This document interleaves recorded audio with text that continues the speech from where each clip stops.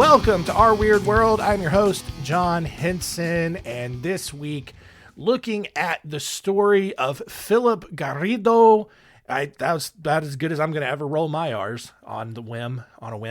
But yeah, a little bit lesser known story nowadays. It was a pretty big story back in the 70s when this initially happened. And then, honestly, like in the last probably decade and a half when it concluded. But kind of an abduction story, but I guess kind of the way that all of this played out just made it a really big deal. And at the time made a lot of national headlines, but like I said, I don't think a lot of people know about this story. Not really as popular as some other like true crime, like one-off stories, I don't know. Like, I know it's different, but like, I kind of put these sorts of things like abductions and then like just anytime a child dies or like a white woman gets murdered or accused of murder. So like the Casey Anthony stuff, the Amanda Knox stuff, like more prevalent, the JonBenet Ramsey, those sorts of things, like huge headlines, huge stories that were followed for weeks. Like, I feel like if this happened today, this would be kind of a similar situation, but for whatever reason, has kind of disappeared into history. So we're going to get into it right now.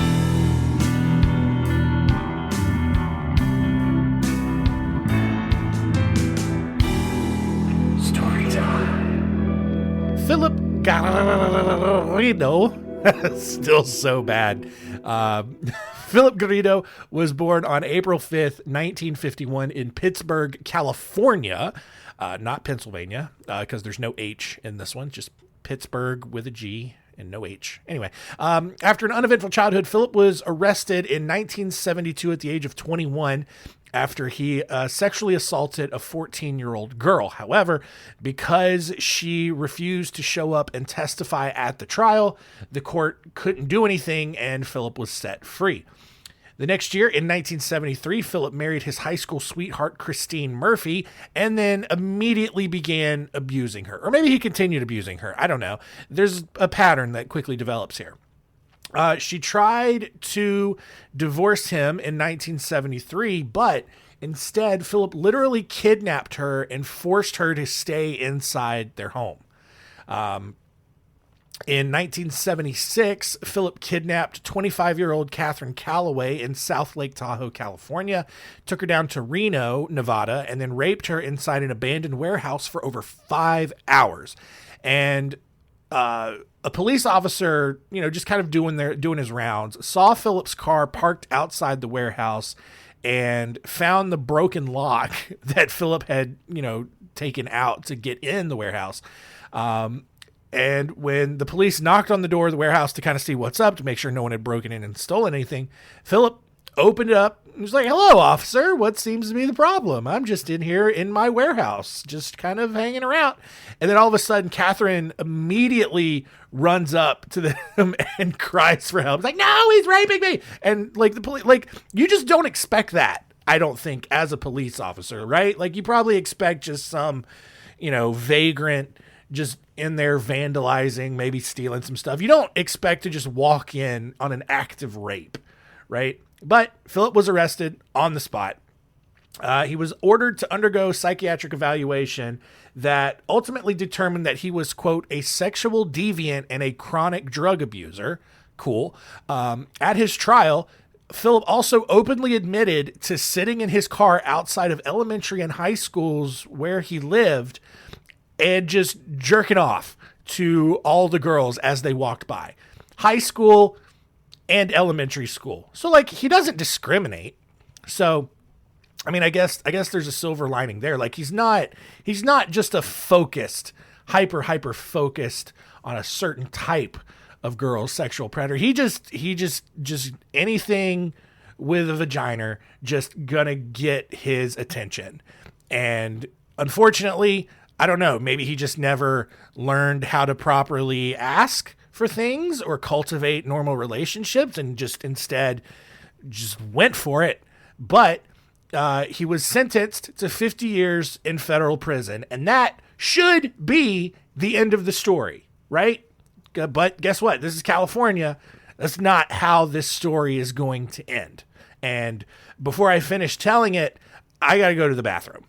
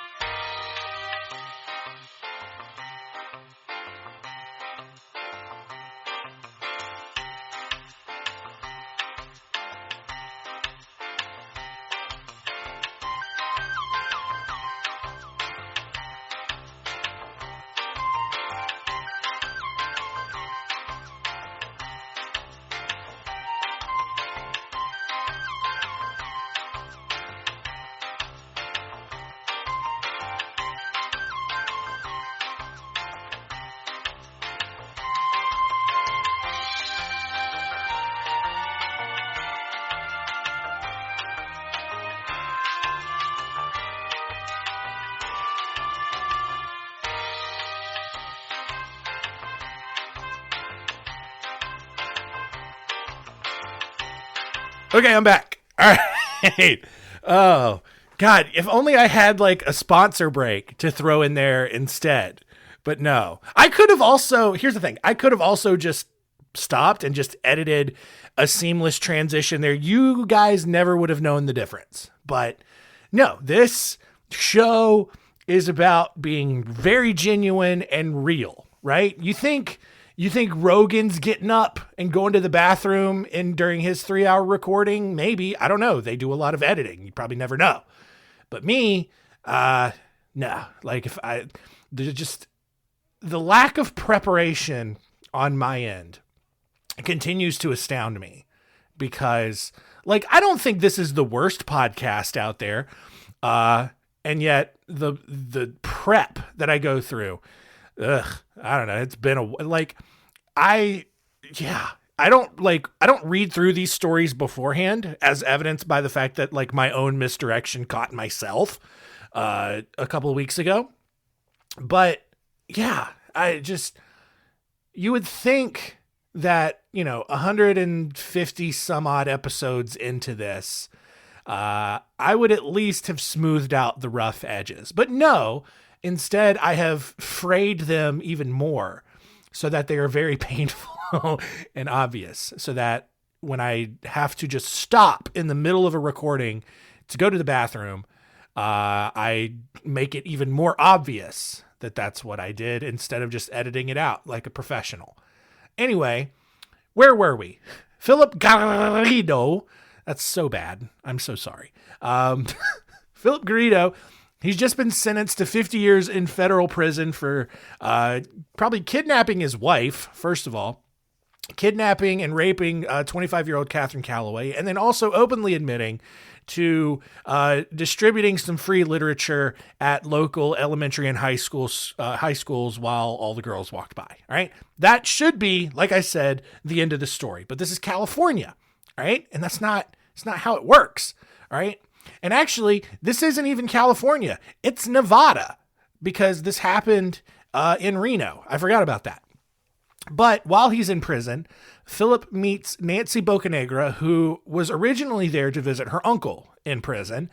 The two fell in love because, ladies, come on. Like, there are so many fish in the sea. And I don't care how ugly or unlovable of a personality you have. There will be a man or a woman who loves you who hasn't been in prison. Now, I know that that's not very woke and accepting of me to just completely write off a prisoner. But this one specifically, a felon who rapes and clearly does not respect women. Does he deserve another chance at love? Probably not. Honestly, I think we should have the death penalty increased in cases like this. All right. You're that big of a piece of trash. Kill him on the spot. All right. Let's control the population. All right. But no, No. Nancy here falls in love with a rapist who's serving a 50-year prison sentence. The two get married on October 5th, 1981. 4 months later, Phillip was transferred to the Nevada State Prison, where he then served 7 more months before they released him on parole. He has served roughly 5 years of his prison sentence, and they let him go. 5 years into a 50-year sentence, paroled him. Does not make sense to me. Phillip reunites with Nancy, and they move to Antioch, California to live with Phillip's elderly mother, who was suffering from dementia. Phillip was also required to wear a GPS ankle bracelet and was visited regularly by his parole officers, sheriff's deputies, and federal officers to make sure that he was cooperative and following the rules of his parole. And by all accounts, he was. He was super cooperative. He was a model citizen. And then on June 10th, 1991, Phillip was driving through Myers, a small town near South Lake Tahoe, when he saw 11-year-old Jaycee Dugard walking down the street in her favorite all-pink outfit. Phillip slowed down his car and stopped next to Jaycee, who thought Phillip was about to just ask her for directions about how to get somewhere. Instead, Phillip knocked her out with a stun gun. He tased this poor girl and then dragged her into his car. Now, this guy named Carl Probin saw the entire thing happen and tried to chase after Phillip on his bicycle, but obviously wasn't able to keep up. Over the next 3 hours, as Phillip drove back to Antioch, Nancy, his wife, who was with him, sat in the back seat and held Jaycee down so that no one could see this clearly struggling and horrified child that they had just abducted. By the time they arrived home, Jaycee had been stripped of all of her clothes, and then Phillip and Nancy covered her head and took her to a soundproof shed that they had built in the backyard. This is all very premeditated, right? And if you're Nancy, and I get that this is probably going to have a lot of, this episode's probably going to have a lot of rage directed towards Nancy in this, rather than the main character, right? Because I think that's what the historical record points all the rage at Phillip Garrido. No one's talking about Nancy Blackmouth over here. All right. Boca Negra, old Blackmouth over here, just is totally complicit in this. She knew what she was getting into. I mean, her uncle's in prison. Her family can't be that great. And I know I'm passing a lot of judgment. A lot of innocent people go to prison, but you also married a convicted rapist. I don't have a lot of sympathy for you. You're a trash human being. And Phillip gets out. He's on parole, and he's like, "Hey, Nance." I don't know why he talks like this. It's better than the Spanish accent that I could do. "Hey, Nance, I want to get another rape in. How about we go kidnap this little kid? Let's first, let's go take the shed out back, get a bunch of egg cartons, a lot of other soundproofing materials, make it a real soundproof place so no one can hear the screams of my victims." And then Nancy Blackmouth over here is just like, "Yeah, that's a great idea, Phil.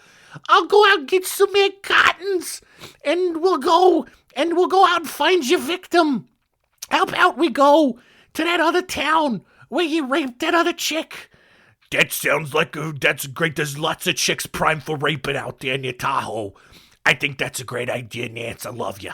And so they do this, right? They take Jaycee out back. They rape her. They leave her naked in the shed and then bolt it shut, and then told her that an army of Doberman pinchers would attack her if she tried to escape. And Dobermans can be very aggressive, all right? Scary dogs when they're angry. So I get it. Within hours, though, Jaycee's abduction became national headlines because it's a white girl, and anything happened to a white girl, the news media all over it. All right. Black girl, Native American girl, no one cares. All right. But a white girl, God, give me the ratings. All right. People tuning in for that. All right. Thousands of posters were mailed to businesses all over the country. No one had any idea where this girl was. The town of South Lake Tahoe even put pink ribbons over practically everything. All the telephone poles, the mailboxes, the street lights, the stop lights, the stop signs, all of it. Pink ribbons everywhere in a show of support for finding Jaycee Dugard. Back in Antioch, which was a long way away from South Lake Tahoe, Phillip forced Jaycee to shower with him and continued to rape her. While she was locked in her shed, Phillip would bring her food and provided a television for her to watch, although she was not supposed to watch the news channel and ultimately never knew that the entire country was trying to find her. After spending over a month in this shed, Phillip took her out and moved her to a larger room inside the house and kept her handcuffed to a bed. Now, Phillip, to explain this, told Jaycee that demon angels, which I don't know how that's a thing, demon angels had let him take her, and that Jaycee's mission was to help him overcome his sexual problems that society had largely ignored. Society didn't ignore them.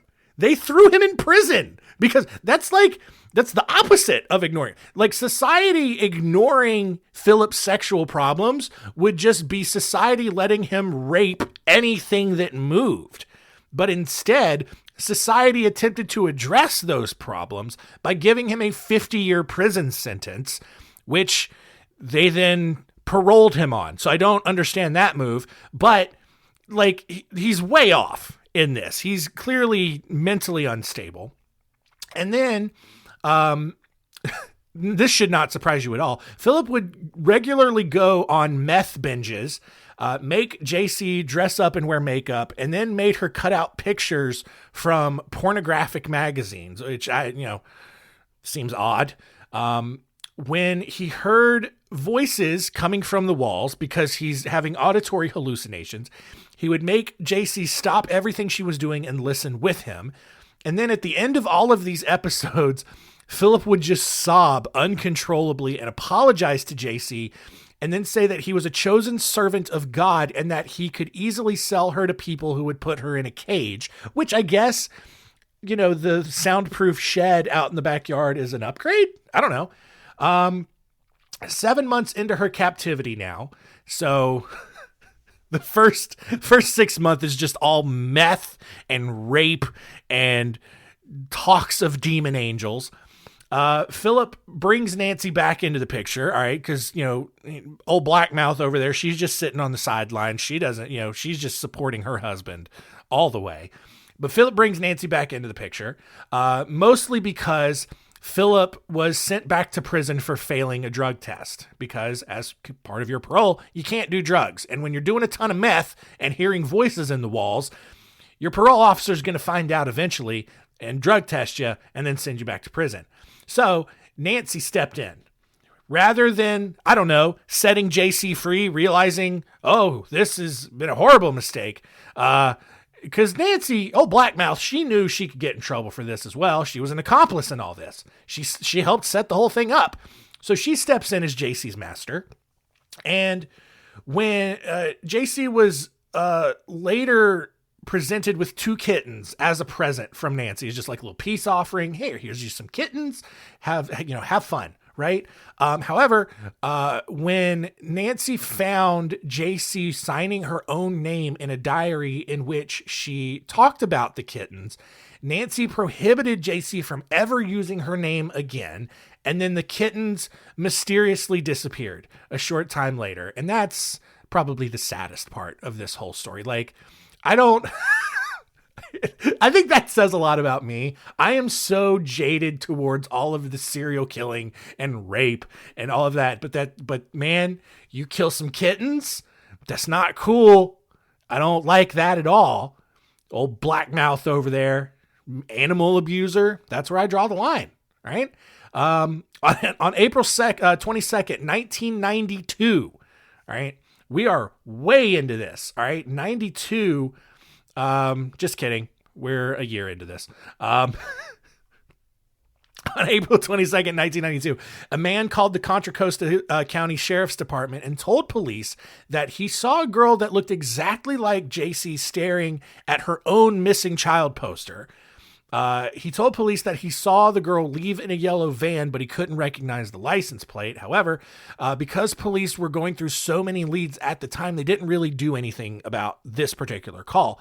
But a lot of people do believe that this guy had actually seen Jaycee Dugard. Patrick McQuaid, one of Phillip's neighbors, actually met Jaycee through an opening in the fence. Jaycee told Patrick that she lived there, and, this dude didn't think anything of it. He didn't realize that it was actually Jaycee Dugard. And then shortly after the encounter, Phillip, who is back out of prison now, back on parole again, built an 8-foot-high privacy fence and then erected a tent in the backyard for Jaycee to stay in. So, not good enough for the inside, not bad enough for the soundproof shed, but we're going to make you a tent in the backyard. So, nearly 3 years into her captivity now, 3 years, she's just been missing, right? People have given up on her at this point. Phillip and Old Blackmouth told Jaycee that they thought that she was pregnant. She was only 13 at the time, but she was in fact pregnant. 13-year-old pregnant by Phillip. You suck. All right.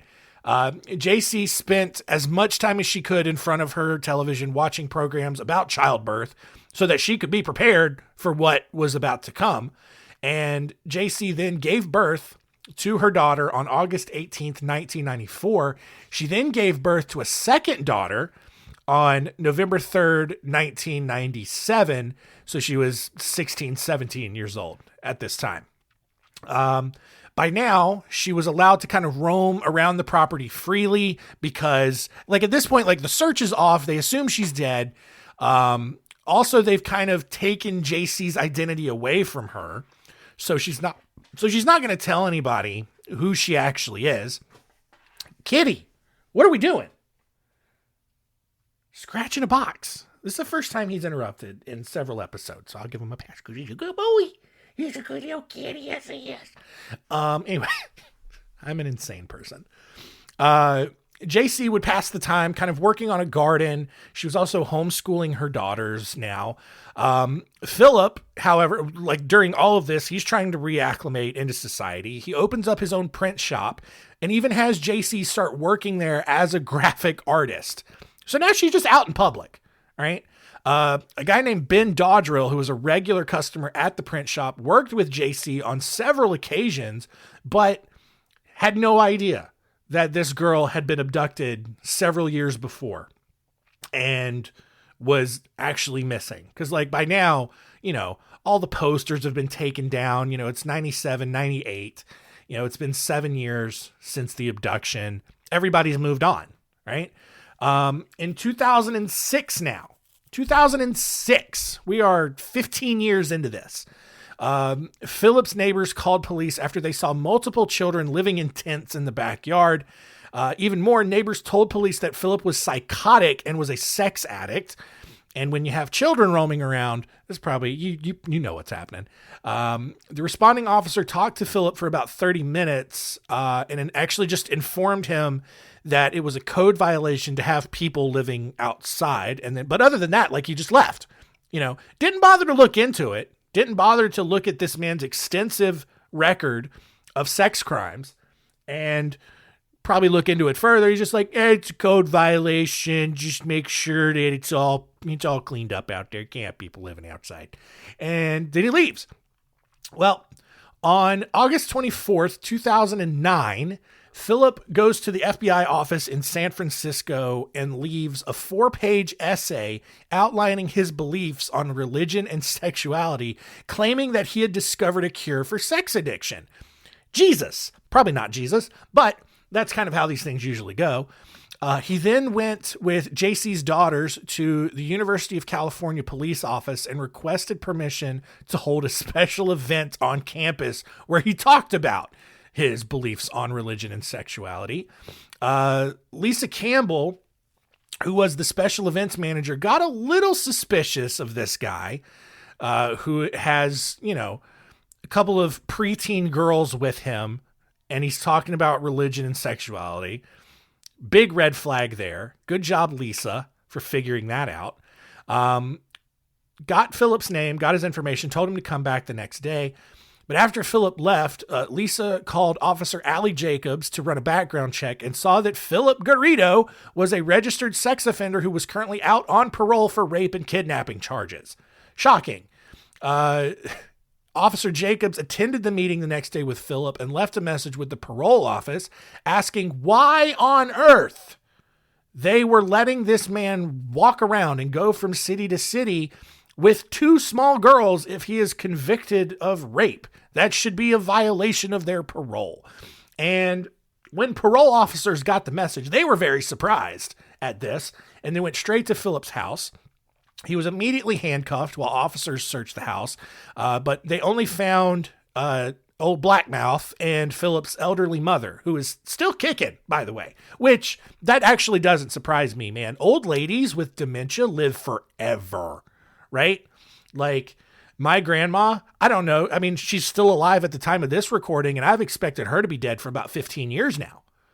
Like, just amazing fortitude, right? Like old men give up pretty quickly. Old ladies, they hang around, right? They are going to just drain every last resource they possibly can on this planet to stay alive. And why? Who's visiting them? Nobody. They're hallucinating for sure. They're hallucinating all these people from their life. You know how I know this? Because this is what my grandma does. And just hanging around, right? And we're all just waiting on a funeral call.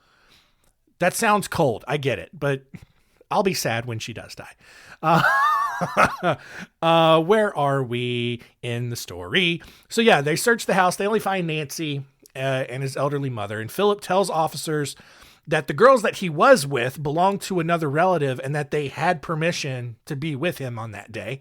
However, Philip had legally been barred from all contact with his relatives, so that lie didn't work out. Even more, the university campus was 40 miles from his home, which was 25 miles farther away than he was legally allowed to be from his home without his parole officer's permission. So he's all kinds of violated his parole now.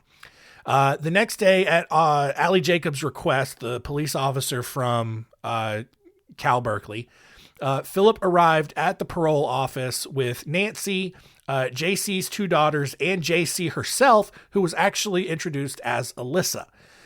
Even after being separated from Philip and Nancy, Jaycee maintained that her name was Alyssa and that everything was totally normal, that they were, that Philip and Nancy were her parents and that the 2 girls were, some other relatives.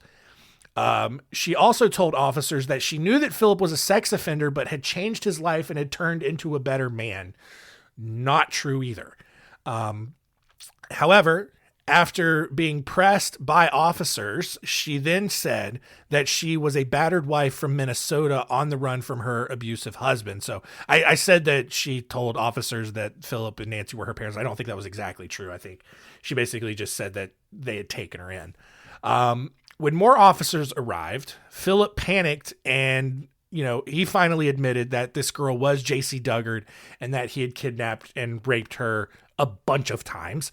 Once Jaycee knew that Philip had admitted everything, she finally revealed her true identity and basically said that she had just continued lying as a defense mechanism to make sure that she could survive, which is sad, but kind of smart, maybe. I don't know. After 18 years in captivity, this girl spent 18 years kidnapped by Phillip Garrido. She was finally free. Philip and old Blackmouth were immediately arrested, and Jaycee was reunited with her mother. Can't imagine how that went. Got to be weird. Police went back, searched Philip's home and business, and collected more evidence, including a yellow van that matched the description from the call back in 1992. Great California police work as always. Serial killers are winding down in the early 90s, but why should the police continue to improve? They don't. California, like, again, California police have notoriously been so bad at these kinds of things. It's just, you look at story after story after story, they're just always, and it's not necessarily the police all the time, it's the justice system in California, just always letting these serial killers and rapists back out into the wild because, and it's like, no, they're rehabilitated, bro. They're going to be fine. And then they're not fine. They go right back to doing what they were doing. Anyway, that's, you see it it's pretty obvious when you look at California's history. Phillip and Nancy pleaded not guilty to all charges. Phillip actually claimed that he had become a changed man and had transformed from a drug-fueled rapist to a loving father to Jaycee Dugard. I don't know at what point that happened. After more denials, he continued to say he wasn't guilty. He was sentenced to 431 years to life in prison, which seems like an exaggeration. I hate that. Just sentence him to life in prison. It's not hard. Why do you have to do this? Because, like, I don't know. To me, that constitutional amendment talking about, inhumane, exaggerated punishments, right? Like, no one's living 431 years. Just call it life in prison. Nancy received 36 years to life. So, Jaycee Dugard, after all this was done, went on to receive $20 million from the state of California to compensate for the, quote, various lapses by the corrections department. Yeah, I would say that allowed for her 18-year captivity to continue. She actually tried to sue the U.S. government for failing to properly monitor Phillip Garrido while he was a federal parolee, but that suit was rejected. Not sure why, maybe because she was already getting it from the state of California. That was probably enough. But kind of cold on the U.S. government's part to just reject that suit altogether.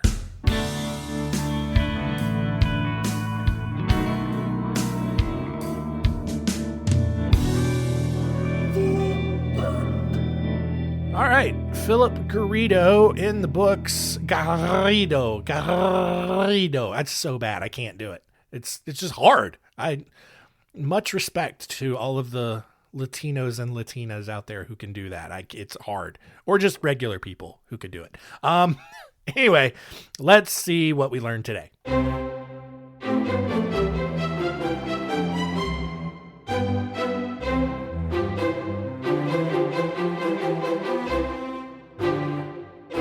What did we learn? Number one, after over 160 episodes, this show remains just as unprofessional and raw as it was from day one. And I think, on the bright side, at least I'm consistent, right? Number two, ladies, if you're going to marry someone who is a convicted rapist serving a prison sentence, just understand that you're not a good person, all right? Doesn't matter if you think he's changed or if you think there's good in him. There's not. Like, you don't do something that heinous and then completely turn your life around. All right. There's some, but those are the people who get like real addicted to Jesus and religion becomes their new addiction. They're not healed. They've just reframed their addiction to something else. But again, ladies, like, there's so many more guys out there. All right, you are better off like dating some pudgy dork with severe social anxiety and bad hygiene who doesn't rape people because God knows he can't even muster the strength to look at someone without getting very uncomfortable. But they would love you much better than a convicted rapist would. But whatever. You know what, ladies, you do you. All right. And then number three, Jaycee Dugard spent 18 years in captivity to Phillip Garrido. There were multiple chances by the California police to find her and set her free, and then they didn't, and then it cost them $20 million. So hopefully she's keeping all that money and is living a comfortable life now.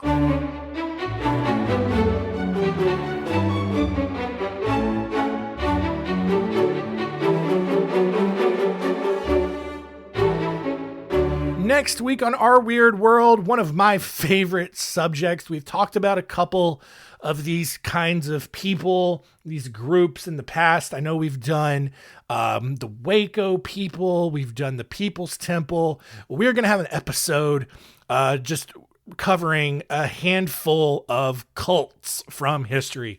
We are going to look at the story of the Wakemanites, Magdalena Solis, the narco-Satanists, the movement to restore the 10 Commandments of God, and the Chen Tao movement. Going to be a big episode next week, so get ready for that. But that's going to do it for this week. Thank you all for continuing to listen. Keep telling all of your friends, and keep it weird.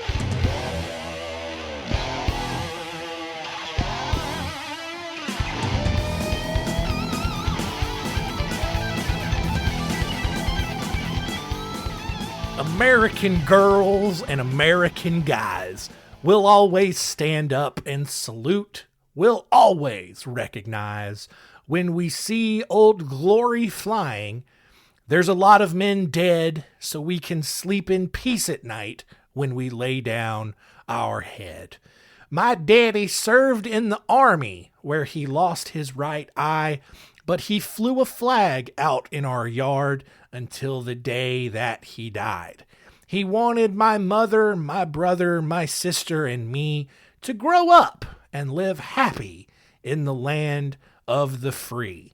Now this nation I love has fallen under attack. A mighty sucker punch came flying in from somewhere in the back. Soon as we could see clearly through our big black eye, man, we lit up your world like the 4th of July. Justice will be served and the battle will rage. This big dog will fight when you rattle his cage. And you'll be sorry that you messed with the US of A, 'cause we'll put a boot in your ass. It's the American way. Hey, Uncle Sam, put your name at the top of his list. And the Statue of Liberty started shaking her fist. And the eagle will fly. It's gonna be hell when you hear Mother Freedom start ringing her bell. And it feels like the whole wide world is raining down on you. Brought to you courtesy of the red, white, and blue.